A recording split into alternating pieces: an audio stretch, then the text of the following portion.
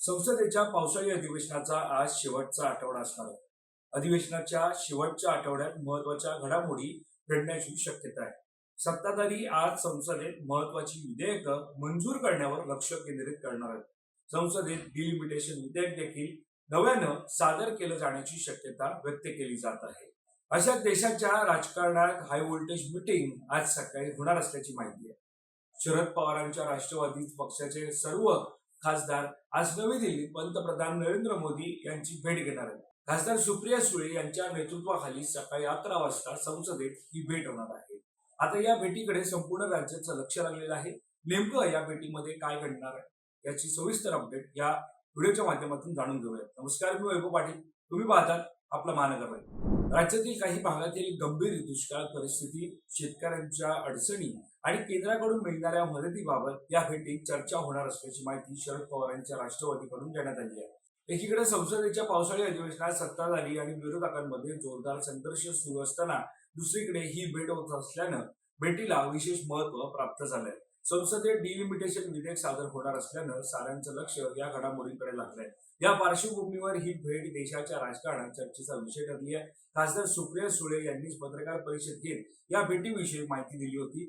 तर राष्ट्रवादी काँग्रेसचे आमदार रोहित पवार यांनी या भेटीवर प्रतिक्रिया दिली. शरद पवारांचे खासदार हे डिलिमिटेशनच्या विरोधात मतदान करतील असा विश्वास रोहित पवार यांनी व्यक्त केला आहे. या भेटीत खासदारांच्या मतदारसंघातील रखडलेले विकास कामे आणि लोकांच्या प्रश्नांवर चर्चा होईल असं रोहित पवार यांनी सांगितलं होतं.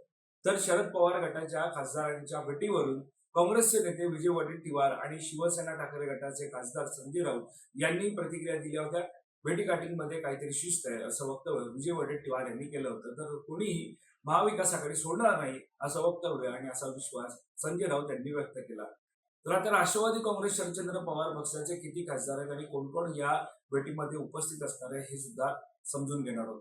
त्यानुसार सुप्रिया सुळे ज्या बारामती मतदारसंघाच्या खासदार आहेत, डॉक्टर अमोल कोल्हे जे शिरूर मतदारसंघाचे खासदार आहेत, धैर्यशील मोहिते पाटील जे माढा मतदारसंघाचे खासदार आहेत, भास्कर भगरे जे दिंडोरी मतदारसंघाचे खासदार आहेत, बाळा मात्रे म्हणजे सुरेश मात्रे हे भिवंडी मतदारसंघाचे खासदार आहेत, बजरंग सोनावणे हे बीड मतदारसंघाचे खासदार आहेत, अमर काळे हे वर्धातील खासदार आहेत, तर निलेश लंके हे अहमदनगर मतदारसंघाचे खासदार आहेत. एकूण 8 खासदार आज पंतप्रधान नरेंद्र मोदी आणि राष्ट्रवादी काँग्रेस शरदचंद्र पवार पक्षांचे खासदार यांच्यामध्ये होणाऱ्या बैठकीमध्ये उपस्थिती दर्शवणार आहेत. दरम्यान दिल्लीतील संसदेच्या पावसाळी अधिवेशनाच्या शेवटच्या आठवड्याला आजपासून सुरुवात होत आहे. केंद्रीय गृहमंत्री अमित शाह आज लोकसभेत 2 महत्वाची विधेयकं सादर करणार असल्याची माहिती समोर येते. यामध्ये केरळ राज्याचं नाव बदलून केरळम करण्याची तरतूद करणारं विधेयक आणि राष्ट्रीय सहकार विकास महामंडळ कायद्यात सुधारणा करणारे विधेयक यांचा समावेश आहे. दरम्यान दिल्लीत विद्यार्थ्यांवर झालेल्या पोलिसांच्या लाठीचार्ज प्रकरणी अमित शाह यांनी संसदेत निवेदन द्यावं या मागणीवरून विरोधकांकडून संसदेत गेल्या 2 आठवड्यांपासून गदारोळ सुरू आहे. त्यामुळे आज तरी संसदेचं कामकाज पार पडणार की पुन्हा गोंधळातच दिवस जाणार हे पाहणं महत्वाचं ठरणार आहे.